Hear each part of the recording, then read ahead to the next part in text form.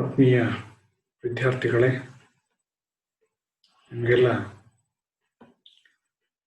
ಈ ದಿನದ ಆನ್ಲೈನ್ ತರಗತಿಗಳಿಗೆ ಸ್ವಾಗತ. ನಾನು ನಿಮ್ಮ ಅಶೋಕ್ ಕುಮಾರ್.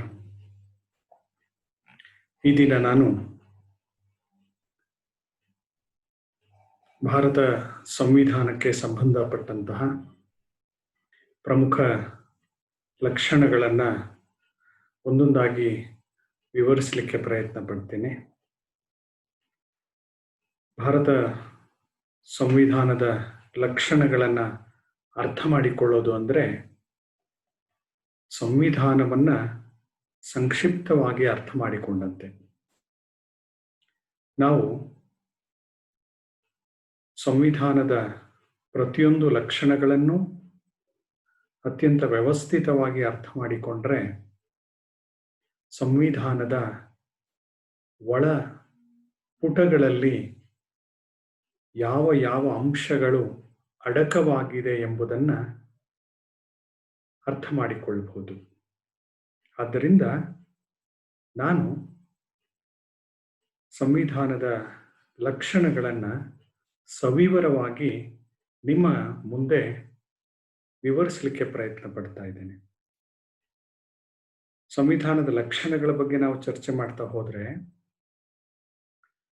ಸರಿಸುಮಾರು 20ರಿಂದ 25ರಷ್ಟು ಲಕ್ಷಣಗಳನ್ನು ನಾವು ಅಧ್ಯಯನ ಮಾಡ್ತಾ ಹೋಗ್ಬೋದು.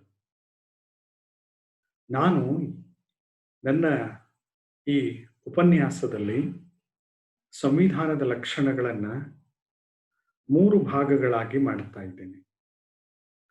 ಅಂದರೆ 3 ಅವಧಿಯಲ್ಲಿ ನಾನು ಲಕ್ಷಣಗಳನ್ನು ಬೋಧಿಸುವಂತಹ ಪ್ರಯತ್ನವನ್ನು ಮಾಡ್ತಾ ಇದ್ದೀನಿ. ಇದನ್ನು ಒಂದೇ ಅವಧಿಗೆ ಬೋಧಿಸ್ಬೋದು, ಆದರೆ ನನಗೆ ಅದರಿಂದ ಆತ್ಮತೃಪ್ತಿ ಸಾಧ್ಯವಿಲ್ಲ. ಆ ಕಾರಣಕ್ಕೋಸ್ಕರ ನಾನು ಅದನ್ನು 3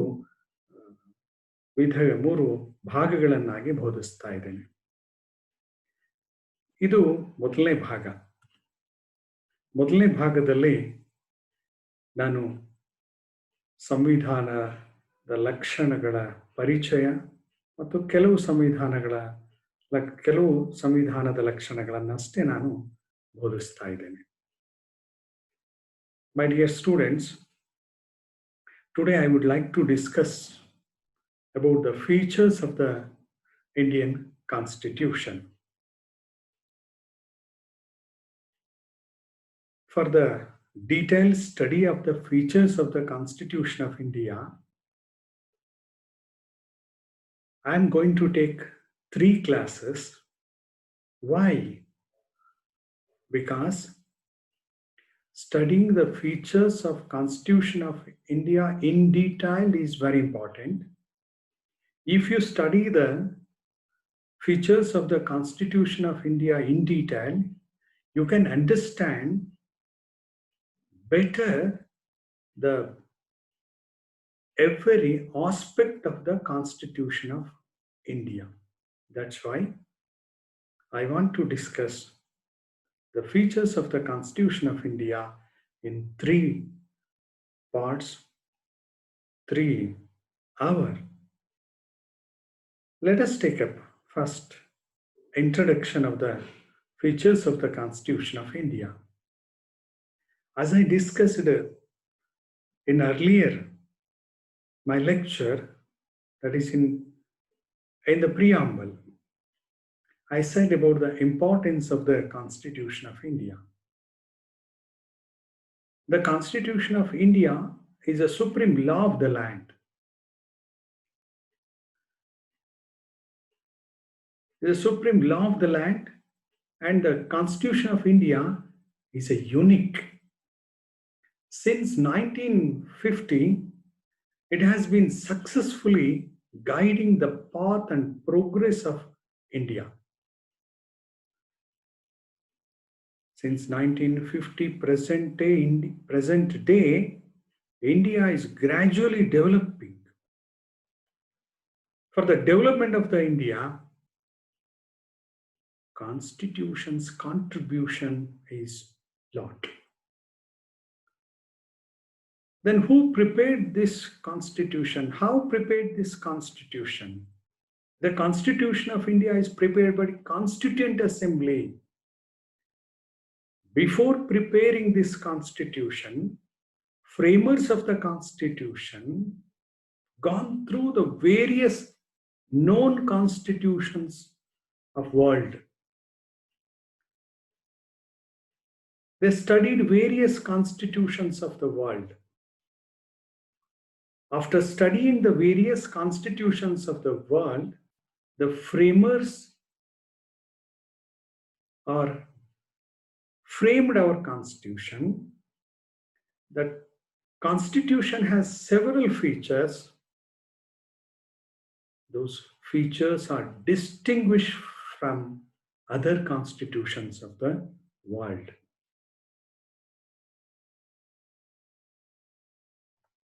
ಈ ಭಾರತದ ಸಂವಿಧಾನದ ಬಗ್ಗೆ ನಾನು ಹಿಂದಿನ ಪ್ರಸ್ತಾವನೆಯ ಸಂದರ್ಭದಲ್ಲಿ, ಪರಿಚಯದ ಸಂದರ್ಭದಲ್ಲಿ ನಾನು ನಿಮಗೆ ಹೇಳಿದ್ದೇನೆ.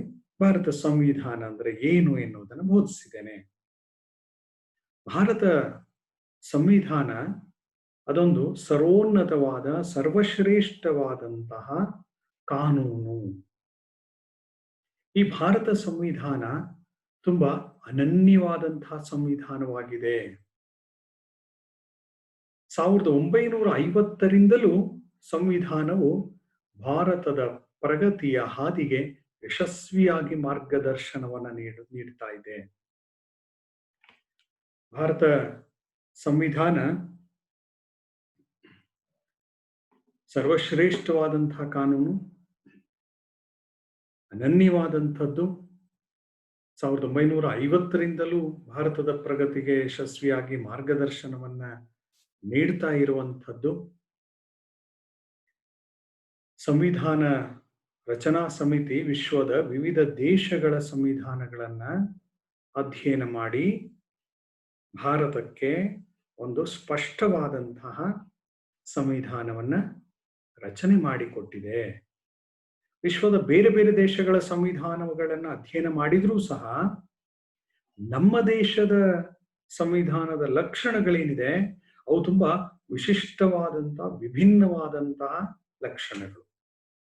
ನಮ್ಮ ದೇಶಕ್ಕೆ ಅನ್ವಯವಾಗುವಂತಹ ರೀತಿಯಲ್ಲಿ ನಾವು ವಿಶ್ವದ ಬೇರೆ ಬೇರೆ ದೇಶಗಳ ಲಕ್ಷಣಗಳನ್ನ, ಅಂಶಗಳನ್ನ ಅಳವಡಿಸಿಕೊಳ್ಳುವಂತಹ ಪ್ರಯತ್ನವನ್ನ ನಾವು ಮಾಡ್ತಾ ಬಂದಿದ್ದೇವೆ.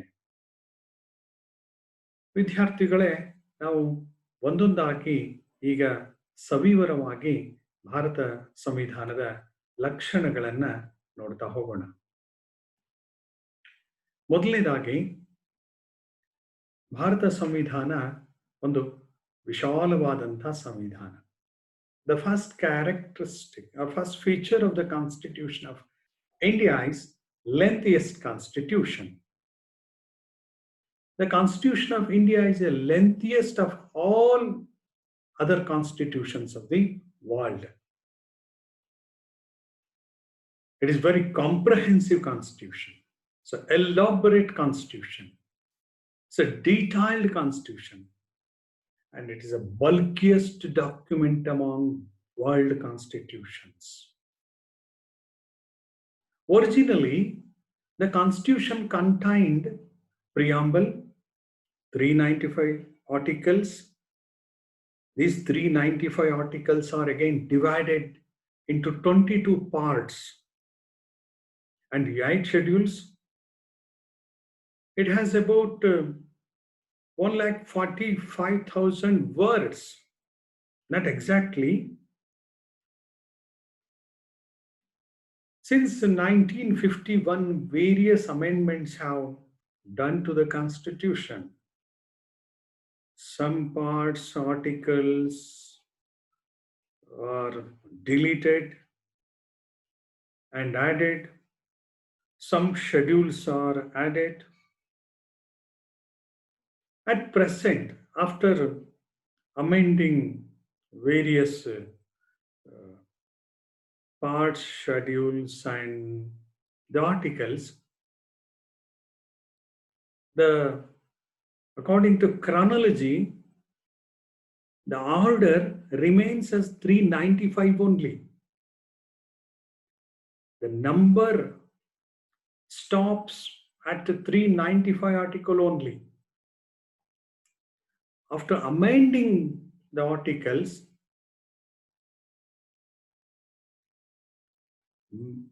more and more articles are incorporated within 395 articles. Presently, the Constitution has a preamble and 470 articles. These 470 articles are grouped into 25 parts. 25 parts. And earlier there were 8 schedules. Now the chronology raised from 8 schedule to 12 schedules. It has been amended 104 times, 104 times up to this information is up to January 25th, 2020. ವಿದ್ಯಾರ್ಥಿಗಳೇ, ಸಂವಿಧಾನದ ಲಕ್ಷಣಗಳನ್ನು ನಾವು ಒಂದೊಂದಾಗಿ ನೋಡ್ತಾ ಹೋದ್ರೆ ನಮಗೆ ಮೊದಲಿಗೆ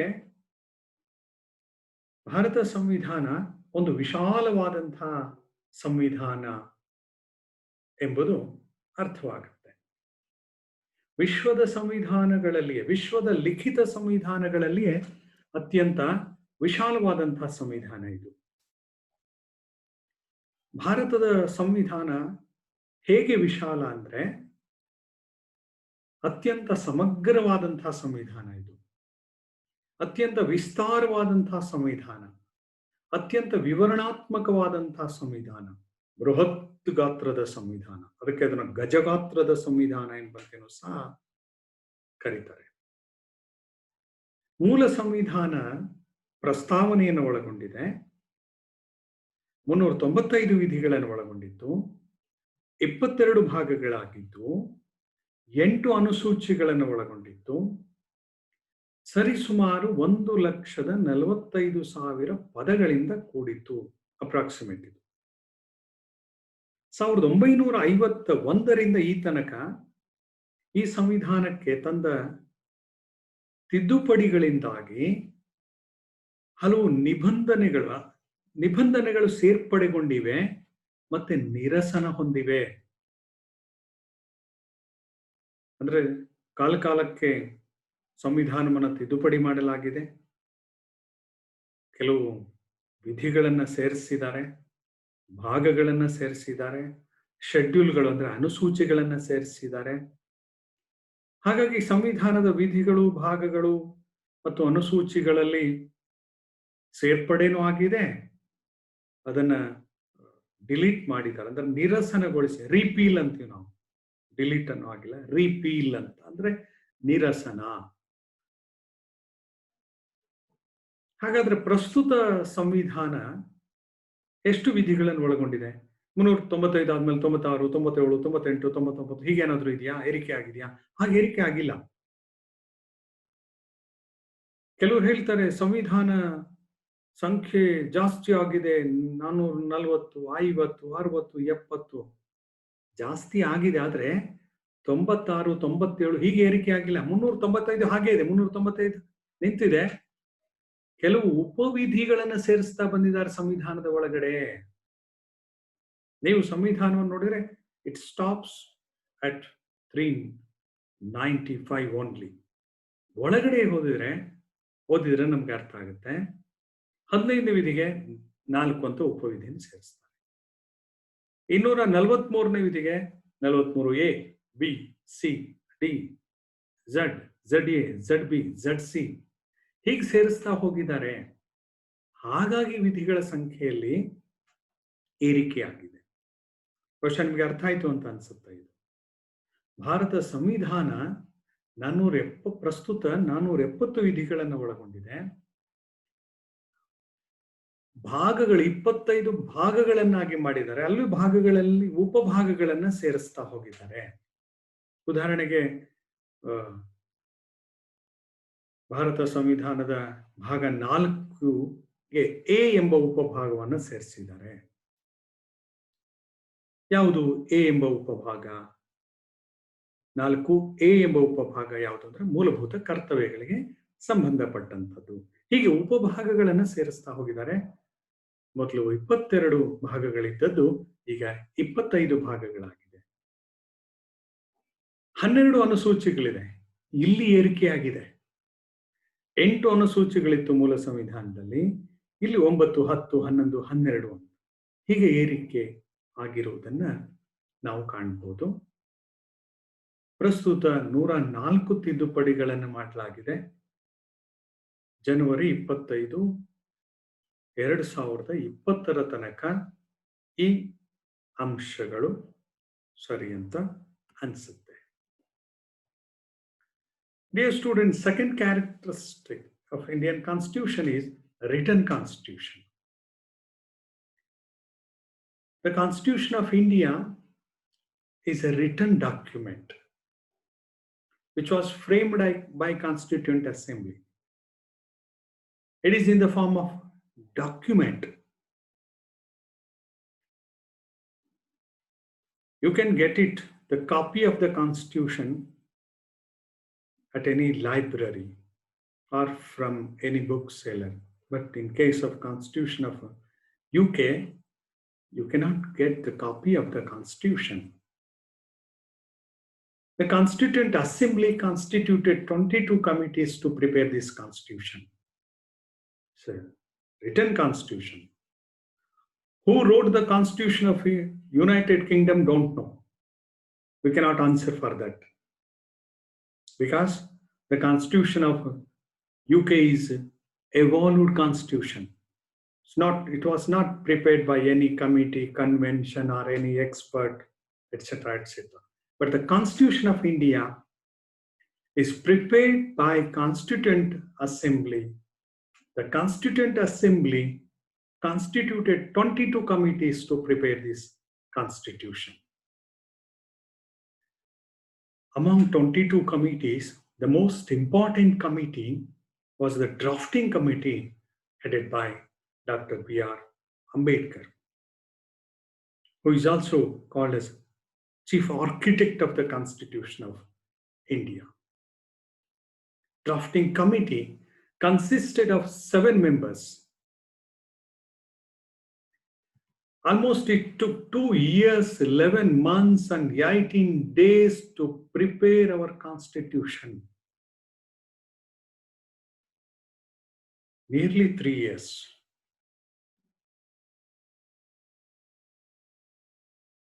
ಭಾರತ ಸಂವಿಧಾನದ ನಂತರದ ಲಕ್ಷಣ ಲಿಖಿತ ಸಂವಿಧಾನ. ಭಾರತ ಸಂವಿಧಾನವು ಸಂವಿಧಾನ ರಚನಾ ಸಮಿತಿಯಿಂದ ರಚಿಸಲ್ಪಟ್ಟಿರುವಂತಹ ಸಂವಿಧಾನ ಇದು. ಸಂವಿಧಾನ ರಚನಾ ಸಮಿತಿ ಸಂವಿಧಾನವನ್ನು ರಚನೆ ಮಾಡಲಿಕ್ಕೆ 22 ಸಮಿತಿಗಳನ್ನು ನೇಮಕ ಮಾಡಿಕೊಳ್ಳುತ್ತೆ. ಈ ಸಮಿತಿಗಳಲ್ಲಿ ಅತ್ಯಂತ ಪ್ರಮುಖವಾದಂತಹ ಸಮಿತಿ ಅಂದ್ರೆ ಸಂವಿಧಾನ ಕರಡು ರಚನಾ ಸಮಿತಿ. ಈ ಕರಡು ರಚನಾ ಸಮಿತಿ 7 ಜನ ಸದಸ್ಯರನ್ನ ಒಳಗೊಂಡಿರ್ತದೆ. ಈ ಕರಡು ರಚನಾ ಸಮಿತಿಯ ನೇತೃತ್ವವನ್ನು ವಹಿಸಿದ್ದಂಥವರು, ಕರಡು ರಚನಾ ಸಮಿತಿಯ ಅಧ್ಯಕ್ಷರಾಗಿದ್ದಂಥವರು ಡಾಕ್ಟರ್ B.R. ಅಂಬೇಡ್ಕರ್ ಅವರು. ಅವರನ್ನು ನಾವು ಸಂವಿಧಾನ ಶಿಲ್ಪಿ ಎಂಬಂತೆ ಕರೀತೇವೆ. ಈ ಸಮಿತಿ ಸಂವಿಧಾನವನ್ನು ರಚನೆ ಮಾಡಲಿಕ್ಕೆ, ಒಟ್ಟು ಸಂವಿಧಾನ ರಚನಾ ಸಮಿತಿಯು ಸಂವಿಧಾನವನ್ನು ರಚನೆ ಮಾಡಲಿಕ್ಕೆ ತೆಗೆದುಕೊಂಡಂತಹ ಕಾಲಾವಧಿ 2 ವರ್ಷಗಳು, 11 ತಿಂಗಳು, 18 ದಿನಗಳು. ಸರಿಸುಮಾರು ಹತ್ತಿರ 3 ವರ್ಷಗಳಾಗಿದೆ ಈ ಸಂವಿಧಾನವನ್ನ ರಚನೆ ಮಾಡಲಿಕ್ಕೆ. ಹಾಗಾಗಿ ಭಾರತ ಸಂವಿಧಾನ ವಿಶ್ವದ ಸಂವಿಧಾನಗಳಲ್ಲಿಯೇ ತುಂಬಾ ಸ್ಪಷ್ಟವಾದಂತಹ, ಲಿಖಿತವಾದಂತಹ Samvidhana. It's a crystal clear constitution among world written constitutions. The next characteristic, next feature is enacted constitution. We can classify the constitutions, world constitutions, as evolved constitutions and enacted constitutions. Enacted constitution means a constitution which is prepared by a particular committee, convention, or an expert, and later the same is approved by the legislature and adopted by the legislature. Such constitutions are enacted constitution. All other constitutions except the Constitution of United Kingdom are enacted constitutions. The Constitution of India is not evolved constitution. The Constitution of India is an enacted, adopted, and self-made constitution. It was adopted and enacted by the Constituent Assembly on behalf of the people of India.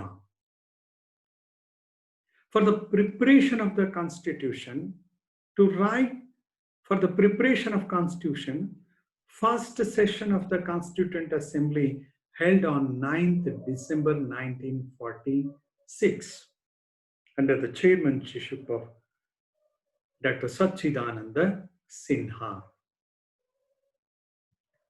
Then the Constituent Assembly adopted the prepared constitution on November 26, 1949. Then finally, the Constitution of India, accepted by the Constituent Assembly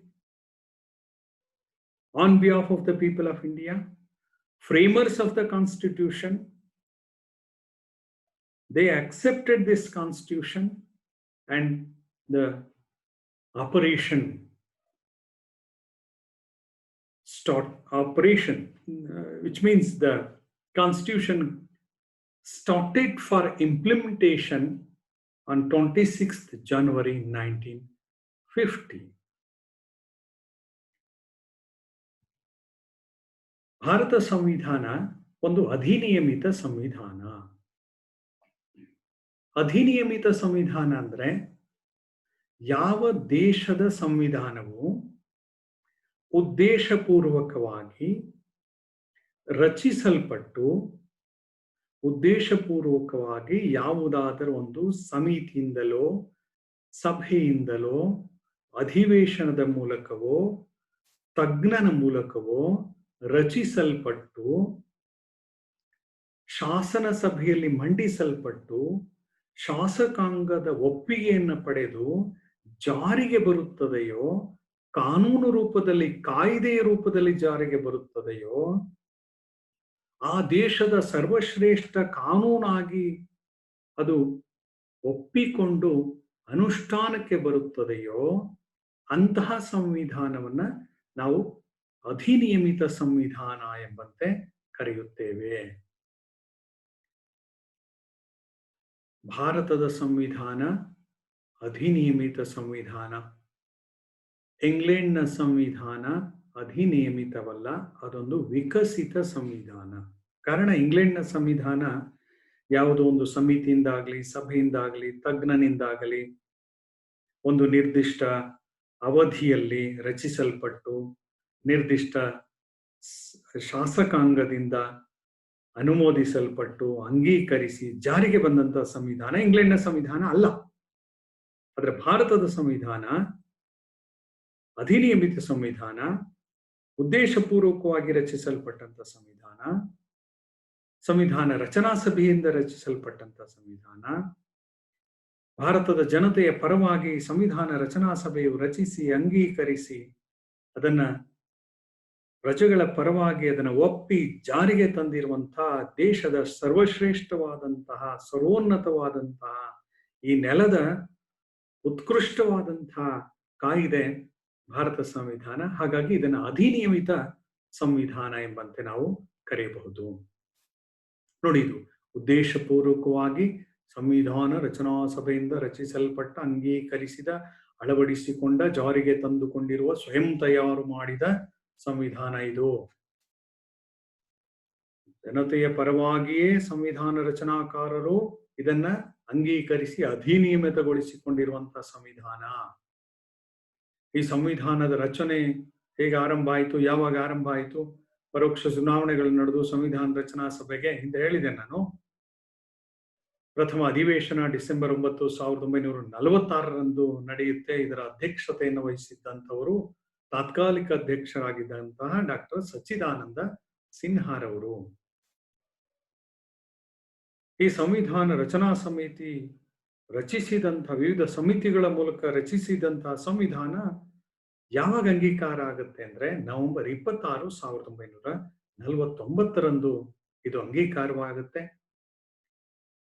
ಸಂವಿಧಾನ ಜನವರಿ 26, 1950ರಂದು ಜಾರಿಗೆ ಬರುತ್ತೆ.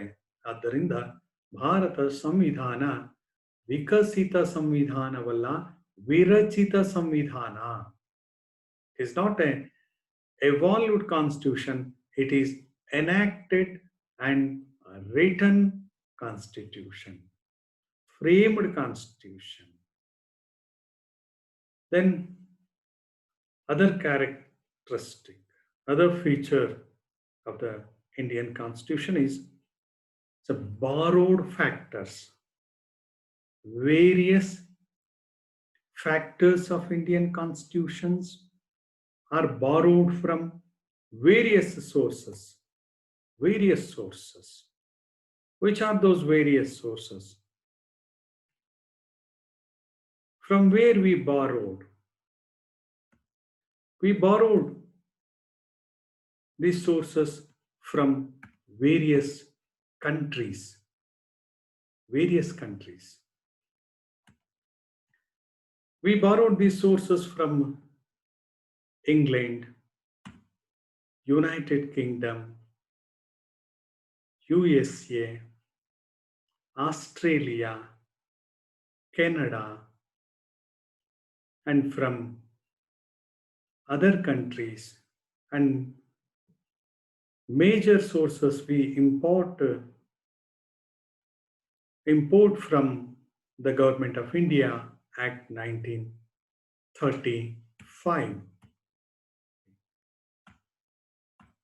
I'll give the list in the last lecture.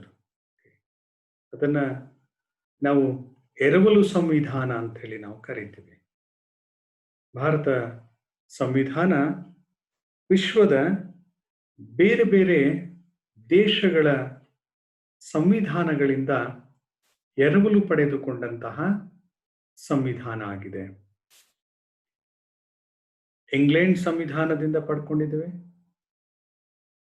America ಸಂವಿಧಾನದಿಂದ ಪಡ್ಕೊಂಡಿದ್ದೇವೆ, Canada ಸಂವಿಧಾನದಿಂದ ಪಡ್ಕೊಂಡಿದ್ದೇವೆ, Australia ಸಂವಿಧಾನದಿಂದ ಪಡ್ಕೊಂಡಿದ್ದೇವೆ, French ಸಂವಿಧಾನದಿಂದ ಪಡ್ಕೊಂಡಿದ್ದೇವೆ, ಜರ್ಮನಿ ಸಂವಿಧಾನದಿಂದ ಪಡ್ಕೊಂಡಿದ್ದೇವೆ. ಬಹಳ ಮುಖ್ಯವಾಗಿ ನಾವು ಭಾರತ ಕಾಯ್ದೆ 1935ರ ಕಾಯ್ದೆ ಏನಿದೆ, 1935ರ ಕಾಯ್ದೆಯಿಂದ ಬಹು ಪ್ರಮುಖ ಅಂಶಗಳನ್ನು ನಾವು ಪಡ್ಕೊಂಡಿದ್ದೇವೆ. ಸುಮಾರು 250ಕ್ಕೂ ಹೆಚ್ಚು ವಿಧಿಗಳನ್ನು ನಾವು ಅಂಶಗಳನ್ನು ಮಾರ್ಪಾಡು ಮಾಡಿಕೊಂಡು ನಾವು ನಮ್ಮ ಸಂವಿಧಾನಕ್ಕೆ ಅಳವಡಿಸ್ಕೊಂಡಿದ್ದೇವೆ. ಅದನ್ನ ನಾನು ಈ ಲೆಕ್ಚರ್ ಆದಮೇಲೆ ನಾನು ನಿಮಗೆ ಕೊನೆಯ ಲೆಕ್ಚರ್ ಆದಮೇಲೆ ನಾನು ನಿಮಗೆ ಸಂವಿಧಾನಕ್ಕೆ ಸಂಬಂಧಪಟ್ಟಂತ ವಿಧಿಗಳು, ಭಾಗಗಳು, ಅನುಸೂಚಿಗಳು, ಯಾವ್ಯಾವ ದೇಶದ ಸಂವಿಧಾನದಿಂದ ನಾವು ಎರವಲು ಪಡ್ಕೊಂಡಿದ್ದೇವೆ ಆ ಎಲ್ಲ ಪಟ್ಟಿಯನ್ನ ನಾನು ನಿಮ್ಮ ರೆಫರೆನ್ಸ್ಗೆ ಹಾಕ್ತೇನೆ. ಇದನ್ನ ನಿಮಗೆ ನಿಮ್ಮ ಮಾಹಿತಿಗಾಗಿ ನಾನು ಸುಮ್ಮನೆ 1-2 ದೇಶದ ಸಂವಿಧಾನಗಳನ್ನ ನಾನು ನಿಮ್ಗೆಲ್ಲೇ ಹೇಳ್ತಾ ಇದ್ದೀನಿ. ನೋಡ್ರಿ, ಆಸ್ಟ್ರೇಲಿಯಾದಲ್ಲಿ ಕನ್ಕರೆಂಟ್ ಲಿಸ್ಟ್ ಇದೆ, freedom of trade, commerce and intercourse, joint session ಬಗ್ಗೆ ಇದೆ. ಇವನ್ನೆಲ್ಲ ನಾನು ನಿಮಗೆ ಸುಮ್ಮನೆ ಅದನ್ನ ಮಾಹಿತಿಗಾಗಿ ಕೊಡ್ತಾ ಇದ್ದೀನಿ. Then the fifth characteristic is blend of rigidity and flexibility.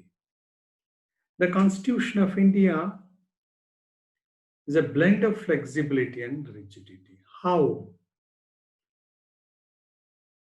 We can amend this Constitution through rigid process and also flexible process. The Constitution of India is partially rigid and partially flexible. The partly rigid and partly flexible. ಭಾಗಶಃ ಇದು ಕಠಿಣವೂ ಹೌದು, ಭಾಗಶಃ ಇದು ಸರಳವೂ ಹೌದು. The Constitution of India is a synthesis of both the rigidity and flexible. How the Constitution of India is flexible? How the Constitution of India is rigid? I'll explain. Through easy process, Constitution of India can be amended. And also, according to Article 368 of the Constitution of India, we are adopting the special procedures to amend the Constitution. As I said, there are three ways for the amending the Constitution. The first method of amending the Constitution is amendment by a simple majority of both houses of the Parliament. Simple majority. Simple majority means more than 50% members' approval is enough. For example, admission or establishment, formation of new states. For this, you need not go for special procedure. You need not go according to Article 368. Then, alteration of area or boundary of a state or renaming of state, simple majority is enough. Abolition or creation of a legislative council in state. For this, simple majority is enough. Notably, both said amendment do not come under Article 368. This first amendment method should not be considered as an amendment according to Article 368. 368 refers for the amendment procedure of the Constitution of India. There is a second amendment procedure, amendment by a special majority. This counts according to Article 368. Amendment by special majority means some provisions can be amended by 2/3 majority of the members of the both houses of the Parliament present and vote. Present and vote. Here we should be careful that some 2/3 majority of the members of both houses means the members, more than 50% of the members must present in the house. Then which aspects can be amended by this special majority? A, fundamental rights. then directive principles of state policy and other things. Then the third amendment method is amendment by a special majority by the parliament and the ratification of half of the states of legislatures. For example, to amend the elections of the president, to amend the Supreme Court and High Court composition and powers, two houses of the parliament means 2/3 majority of the members of the parliament must give their approval, along with the majority of the 2/3 members of the parliament. More than 50% of the state legislatures must ratify. These are the three amendment methods to amend the constitution. Bharat ಸಂವಿಧಾನವನ್ನು ನಾವು ನಮ್ಯ ಮತ್ತು ಅನಮ್ಯತೆಗಳ ಮಿಶ್ರಣ ಅಂತ ಕರಿತೀವಿ. ನಾವು ನಮ್ಯ ಅಂದ್ರೆ ಸರಳ, ಸಲಿಲ, ಸುಲಭವಾಗಿ ತಿದ್ದುಪಡಿ ಮಾಡಬಹುದು ಅಂತ. ಅನಮ್ಯ ಅಂದ್ರೆ ಕಠಿಣ, ಸುಲಭವಲ್ಲದ್ದು, ವಿಶೇಷ ವಿಧಿವಿಧಾನಗಳನ್ನು ನಾವು ಅನುಸರಿಸಬೇಕು ಎನ್ನುವಂಥದ್ದು. ಭಾರತ ಸಂವಿಧಾನ ಭಾಗಶಃ ನಮ್ಯ ಮತ್ತು ಭಾಗಶಃ ಅನಮ್ಯ, ನಮ್ಯ ಮತ್ತು ಅನಮ್ಯತೆಗಳೆರಡರ ಸಂಯೋಗ ಇದು. ಭಾರತ ಸಂವಿಧಾನವನ್ನು 3 ವಿಧಾನದಲ್ಲಿ ತಿದ್ದುಪಡಿಯನ್ನು ಮಾಡಬಹುದು. ಮೊದಲನೇದಾಗಿ ಸರಳ ವಿಧಾನ. ಸರಳ ವಿಧಾನ ಅಂದ್ರೆ ಸಂಸತ್ತಿನ ಉಭಯ ಸದನಗಳ ಬಹುಮತದ ಮೂಲಕ ತಿದ್ದುಪಡಿಯನ್ನು ಮಾಡೋದು. ಅರ್ಧಕ್ಕಿಂತ ಹೆಚ್ಚು ಸದಸ್ಯರು ಒಪ್ಪಿಗೆಯನ್ನು ನೀಡಿದರೆ ಸಾಕು, ಅದು ಸರಳ ತಿದ್ದುಪಡಿ. ಯಾವುದು ಯಾವ್ಯಾವ ಅಂಶಗಳಿಗೆ ತಿದ್ದುಪಡಿಯನ್ನು ಮಾಡಬಹುದು ಅಂದ್ರೆ ಹೊಸ ರಾಜ್ಯಗಳನ್ನು ಸೇರ್ಪಡೆ ಮಾಡೋದು, ರಾಜ್ಯಗಳ ರಚನೆ ಮಾಡೋದು, ರಾಜ್ಯಗಳ ಗಡಿ ಮತ್ತು ಪ್ರದೇಶಗಳನ್ನು ಬದಲಾವಣೆ ಮಾಡೋದು, ರಾಜ್ಯಗಳ ಹೆಸರನ್ನು ಬದಲಾವಣೆ ಮಾಡೋದು, ರಾಜ್ಯಗಳ ವಿಧಾನ ಪರಿಷತ್ತಿನ ರಚನೆ ಮತ್ತು ರದ್ದತಿಯನ್ನು ಮಾಡೋದು. ಇದು ಸರಳ ಬಹುಮತದ ಮೂಲಕ ಮಾಡುವಂತಹ ತಿದ್ದುಪಡಿ. ಈ ತಿದ್ದುಪಡಿಯನ್ನ ಭಾರತ ಸಂವಿಧಾನದ 368ನೇ ವಿಧಿಯ ಪ್ರಕಾರ ತಿದ್ದುಪಡಿ ಎಂಬುದಾಗಿ ಪರಿಗಣಿಸುವಂತಿಲ್ಲ. ಅಂದ್ರೆ ಸಂವಿಧಾನಕ್ಕೆ 3 ರೀತಿಯಲ್ಲಿ ತಿದ್ದುಪಡಿಯನ್ನು ಮಾಡಬಹುದು. ಮೊದಲ ತಿದ್ದುಪಡಿ ಸರಳ ವಿಧಾನ. ಸರಳ ವಿಧಾನವನ್ನ ಭಾರತ ಸಂವಿಧಾನದ 368ನೇ ತಿದ್ದುಪಡಿಯ ಪ್ರಕಾರ, 368ನೇ ವಿಧಿಯ ಪ್ರಕಾರ ತಿದ್ದುಪಡಿ ಎಂದು ಪರಿಗಣಿಸುವಂತಿಲ್ಲ. ಎರಡನೇ ವಿಧಾನ ವಿಶೇಷ ಬಹುಮತದ ಮೂಲಕ ತಿದ್ದುಪಡಿ. ಯಾವುದನ್ನ ವಿಶೇಷ ಬಹುಮತದ ಮೂಲಕ ತಿದ್ದುಪಡಿಯನ್ನು ಮಾಡಬಹುದು? ಮೂಲಭೂತ ಹಕ್ಕುಗಳು, ರಾಜ್ಯ ನೀತಿ ನಿರ್ದೇಶಕ ತತ್ವಗಳು, ಇನ್ನಿತರೆ ಅಂಶಗಳನ್ನು ತಿದ್ದುಪಡಿ ಮಾಡಬೇಕಾದ್ರೆ ವಿಶೇಷ ಬಹುಮತ ಬೇಕು. ವಿಶೇಷ ಬಹುಮತ ಅಂದ್ರೆ ಸಂಸತ್ತಿನ ಉಭಯ ಸದನಗಳ 3/2 ಸದಸ್ಯರ ಸಮ್ಮತಿ. ಸಂಸತ್ತಿನ ಉಭಯ ಸದನಗಳ 3/2 ಸದಸ್ಯರ ಸಮ್ಮತಿಯ ಮೂಲಕ ತಿದ್ದುಪಡಿಯನ್ನ ಮಾಡಬಹುದು. ದೆನ್ ಮೂರನೆಯ ತಿದ್ದುಪಡಿ ವಿಧಾನ ಅಂದ್ರೆ ಸಂಸತ್ತಿನ ಉಭಯ ಸದನಗಳ 3/2 ಸದಸ್ಯರ ಸಮ್ಮತಿಯ ಜೊತೆಗೆ ರಾಜ್ಯಗಳ ಅರ್ಧಕ್ಕಿಂತ ಹೆಚ್ಚು ಶಾಸಕಾಂಗಗಳು ಒಪ್ಪಿಗೆಯನ್ನ ಕೊಡಬೇಕು. ರಾಷ್ಟ್ರಪತಿಯ ಚುನಾವಣೆಯನ್ನ ತಿದ್ದುಪಡಿ ಮಾಡಬೇಕಾದ್ರೆ, ಸುಪ್ರೀಂ ಕೋರ್ಟ್ನ ರಚನೆ, ಅಧಿಕಾರ, ಹೈಕೋರ್ಟ್ನ ರಚನೆ ಮತ್ತು ಅಧಿಕಾರಗಳನ್ನು ತಿದ್ದುಪಡಿ ಮಾಡಬೇಕಾದ್ರೆ ಸಂಸತ್ತಿನ ಉಭಯ ಸದನಗಳ 3/2 ಸದಸ್ಯರ ಸಮ್ಮತಿಯ ಜೊತೆಗೆ ರಾಜ್ಯಗಳ ಅರ್ಧಕ್ಕಿಂತ ಹೆಚ್ಚು ಶಾಸಕಾಂಗಗಳು ತಿದ್ದುಪಡಿಗೆ ಅನುಮೋದನೆಯನ್ನ ನೀಡಬೇಕಾಗಿದೆ. Then the next characteristic, parliamentary form of government. What is parliamentary form of government? Government in that country created by the parliament, and the power of the government can be ended by the parliament. That is called parliamentary form of government.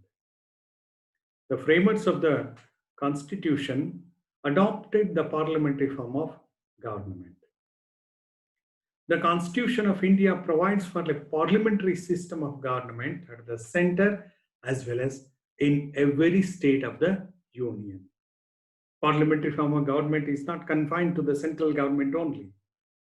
We can see the parliamentary form of government at the state level also. How we can understand the parliamentary form of government? It is better to go through the certain features of the parliamentary form of government. Through that way, we can understand the parliamentary form of government. The first feature, presence of nominal and real executive. As in India, at the state level, nominal and real executive is there. At the central level also, real and nominal executive there. Then the executive is collectively responsible to the legislature. That too, lower chamber of the legislature. Then the membership of ministers in the legislature. In the parliamentary form of government, members of the government must be members of either house of the parliament. There must be a member of any one house of the parliament. Membership of legislature is compulsory for the ministers. To become a minister or prime minister, membership of any one house is necessary. Then the next characteristic, real executive remains in power as long as they enjoy the confidence of the lower chamber of the legislature.